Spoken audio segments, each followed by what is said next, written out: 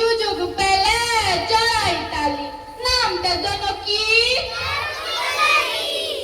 কি সুন্দর মাইয়া।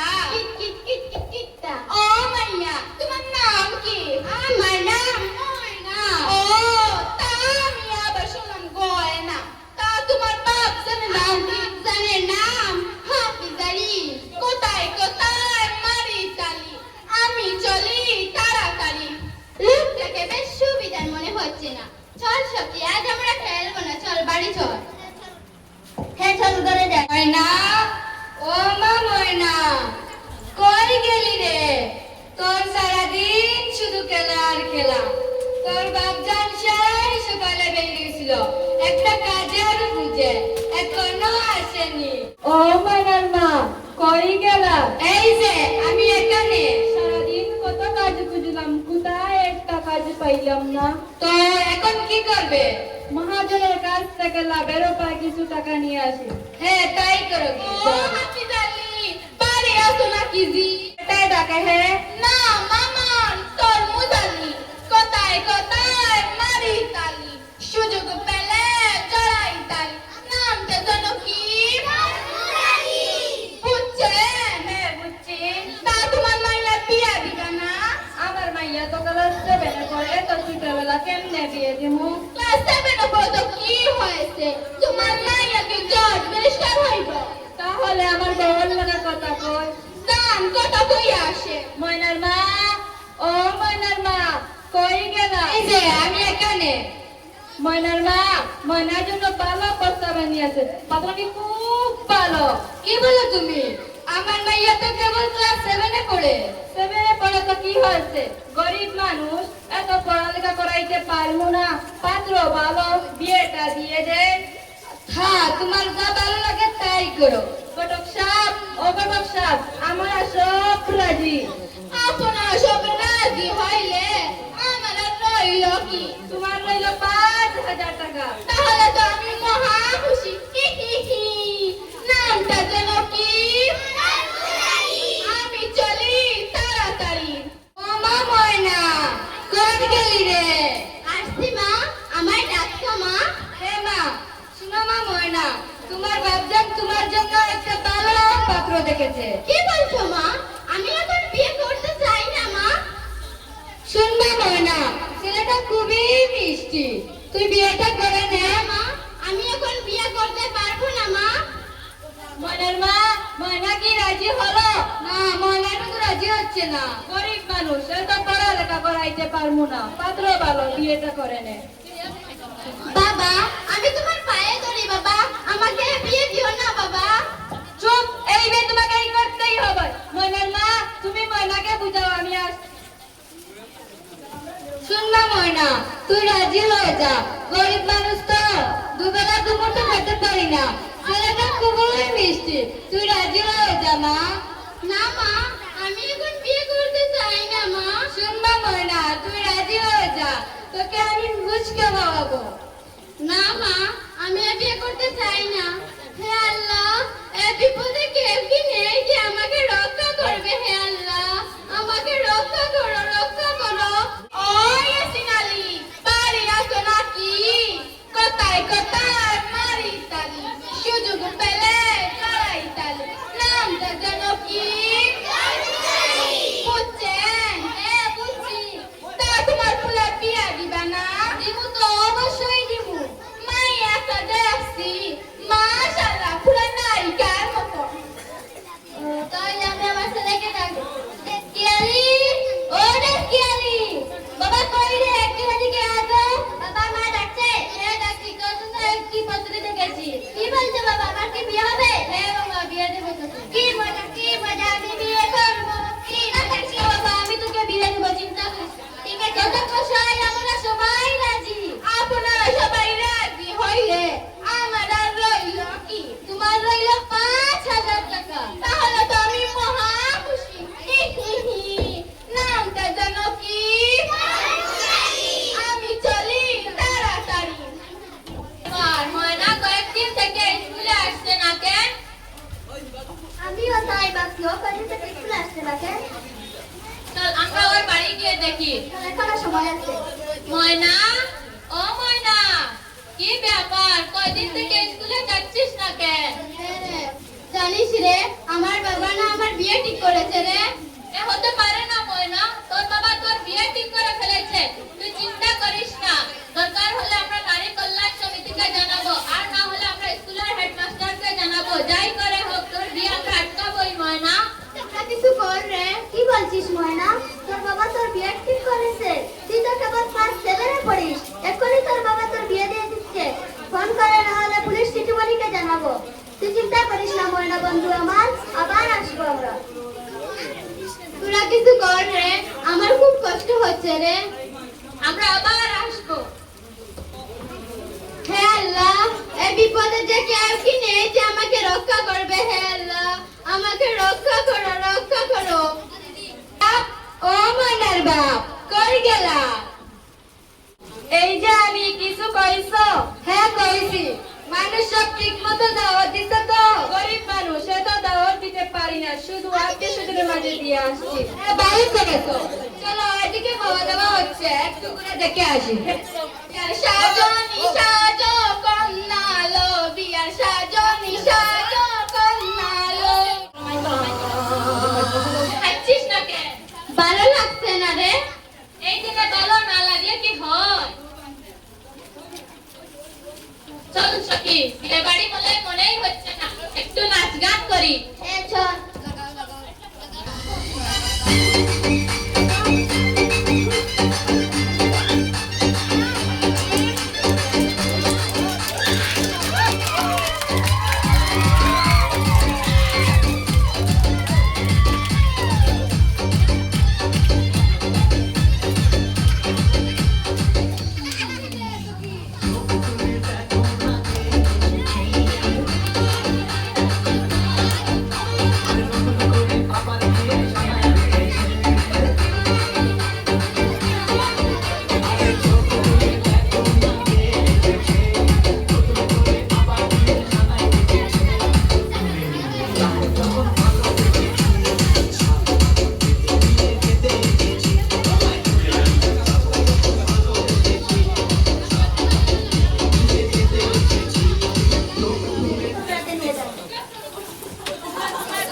কোনোই হচ্ছে না। চল সখী, আজকে একটু নাচ গান করি।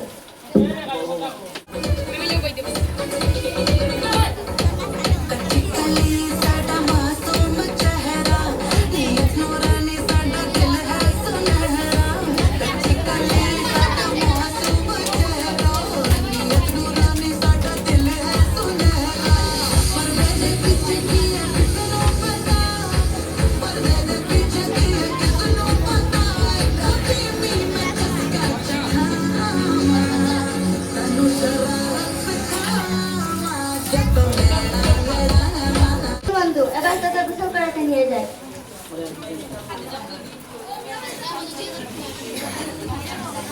দুই পক্ষ থেকে মোটামুটি 10,000 টাকা পাইলাম। পাইল বিবাহ দিতে, আমার আর কোনো সমস্যা নাই। হি হি হি। নামটা যেন কি? আমি চলি তাড়াতাড়ি। মজা, কি মজা! বিয়ে বাড়িতে কত মজা গো, শুধু খাও না খাও। কি কি কি কি। সাজনি সাজো কন্যা লো, বিয়া সাজনি সাজো।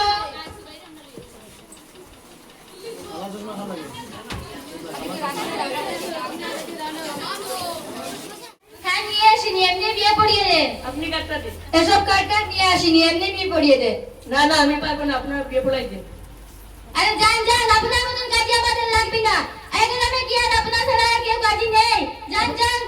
আপনি তাহলে বিয়ে পড়া দিন, আমি চললাম। আরে কাজী সাহেব, রাগ করবেন না, নিজেদের মধ্যেই তো সবকিছু শেষ করলে পর। আরে বিয়ে সারেন, ওর মতন কাজে আমাদের লাগবেই না। সারেন। তুই কাজী কই গেল রে? কাজী সাহেব চলে গিয়েছে। তাইলে এখন বিয়েটা পড়াইবো কে? আপনি বিয়ে দে। না না, আমি বিয়ে পড়াতে পারবো না। আরে পড়িয়ে দেন, কিছু হবে না। না, আমি বিয়ে পড়াতে পারবো না। কিন্তু আমার একটা শর্ত আছে। কি শর্ত? আমার 3,003 টাকা চাই, পারবেন? হ্যাঁ, কিছু কম সম হয় না। না না, কম সম হলে আমি বিয়ে পড়াতে পারবো। তাহলে বিয়ে পড়িয়ে দে। আচ্ছা সবাই বসুন। মেয়ের নাম কি? ময়না। মেয়ের বাবার নাম কি? হাফিজ আলী, ছেলের নাম কি? দেশকি আলী, ছেলের বাবার নাম কি? ইয়াসিন আলী। আলহামদুলিল্লাহ, সবাই বসুন। সবাই হাত তুলুন। আউযু বিল্লাহি মিনাশ শাইতানির রাজীম। বিসমিল্লাহির রহমানির রহিম। হেউটি গ্রাম নিবাসী জনাব হাফিজ আলী সাহেবের কন্যা ময়নাকে বিবাহ করিতে আসিয়াছে। বলো বাবা কবুল। কাকুল, আবার বলো বাবা কবুল।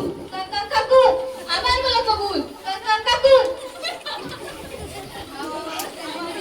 ইয়াসিন আলীর পুত্র জিন্দাসকি আলী ময়নাকে বিবাহ করিতে আসিয়াছে। বলো মা কবুল। এখানে কি হচ্ছে নাকি?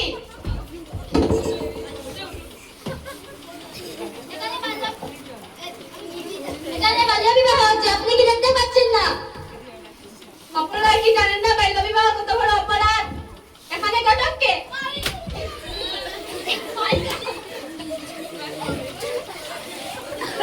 আমি হুজুর, আমি বাজারেন আপনি কি জানেন না বাল্য বিবাহ কত বড় অপরাধ?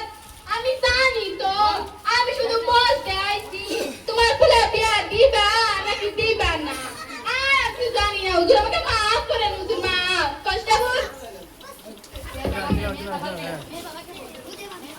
মেয়ের বাবাকে। আমি। আপনি কি জানেন না বাল্য বিবাহ কত? আপনি কি জানেন না বাল্য বিবাহ কত বড় অপরাধ? স্যার, আমার কোনো দোষ নেই, আমাকে মাফ করে দেন। কনস্টেবল, ইয়েস স্যার, ওদেরকে অ্যারেস্ট করো। মেয়ের মাকে। আমি হুজুর, আমি। আপনি কি জানেন না বাল্য বিবাহ কত বড় অপরাধ? আমাকে ক্ষমা করে দিন হুজুর। তাই বলে কি একটি মেয়ের জীবন নষ্ট করবে? গরিব মানুষ তো, দুবেলা দুমুঠো খেতে পারি না, তাই পাত্র গেলে তো সেজন্য মেয়েটাকে বিয়ে দিয়ে দিচ্ছি। তাই বলে কি মেয়েকে বাল্য বিবাহ দিতে হবে? আমাকে ক্ষমা করে দিন হুজুর, আমার স্বামীকে ছেড়ে দিন। কনস্টেবল, ইয়েস স্যার, গ্রেফতার করো। তিনি হলেন আমাদেরকে বিয়ে স্কুলের হেড টিচার। স্যার, আপনি বাল্য বিবাহ বিষয়ে কিছু বলুন। আজকের মঞ্চে যে নাটকটি ক্লাস 7-এর ছাত্রছাত্রীর সহযোগিতায় উপস্থাপন করা হয়েছে, খুবই সুন্দর একটি নাটক। কেউটি গ্রামের মধ্যে প্রথম শিক্ষণীয় এবং আকর্ষণীয় একটি নাটক উপস্থাপন করা হয়েছে। এতে যে শুধু হাসার বিষয় সেরকম নয়, আমরা আগেকার সময়ে দেখেছি যে বাল্য বিবাহ প্রথাটা ছিল, পরবর্তীতেও এখন পর্যন্ত আমাদের বিশেষ করে নর্থ ইস্টে 18 বছরের নিচে মেয়েদেরকে বিবাহ দেওয়া হয়। বেশিরভাগ হয়েছিল আসামের সিএম হিমন্ত বিশ্ব শর্মা। উনি লাস্ট ইয়ারে কিছু গ্রেপ্তার করেছিলেন এই বাল্য বিবাহের উপরে, এর থেকে কিছুটা কমেছে। এখনো আমি দেখতে পাই যে আমাদের একক অঞ্চলে কিছুটা আধার কার্ডের মাধ্যমে বার্থ সার্টিফিকেট রেখেও মেয়ের বয়স কমিয়ে বাড়িয়ে বিবাহ হয়।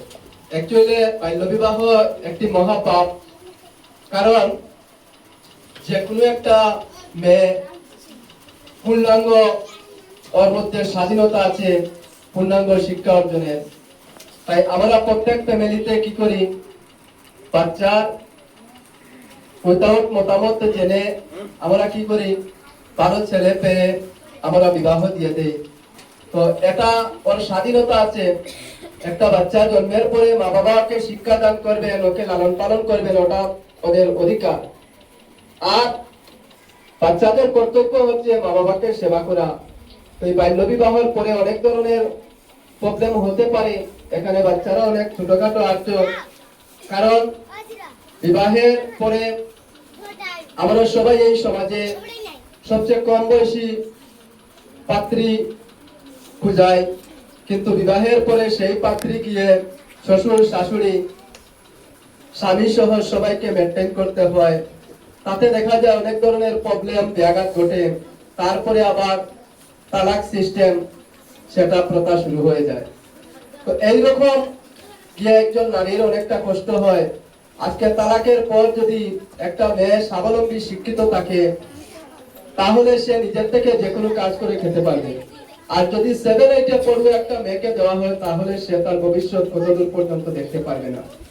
সেজন্য আমি সবাইকে আহ্বান করি আপ টু হায়ার সেকেন্ডারি পর্যন্ত একটা মেয়ের শিক্ষার প্রয়োজন আছে। কারণ 18+ যখন এজ হয়ে যাবে, 18+ না হলেও 2-3 মাস কম থাকলেও বিবাহ তারপরে দিয়ে দেন। ও পৃথিবী এবং জগৎ সম্পর্কে জানতে পারবে, পারিপার্শ্বিক সামাজিক অবস্থা সম্পর্কে।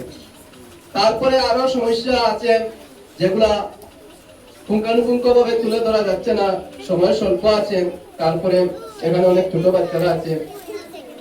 আমরা দেখতে পাই সমাজে যে কিছু সময় কম বয়সী, অল্প বয়সী মেয়েরা গর্ভধারণ করার পরেও কি হয়, বাচ্চা প্রসবকালে অনেক মা প্রাণ হারায়। কত মাঝে প্রাণ হারায়, বাংলাদেশের বিখ্যাত শিল্পী শরীফুদ্দিনের গান আছে।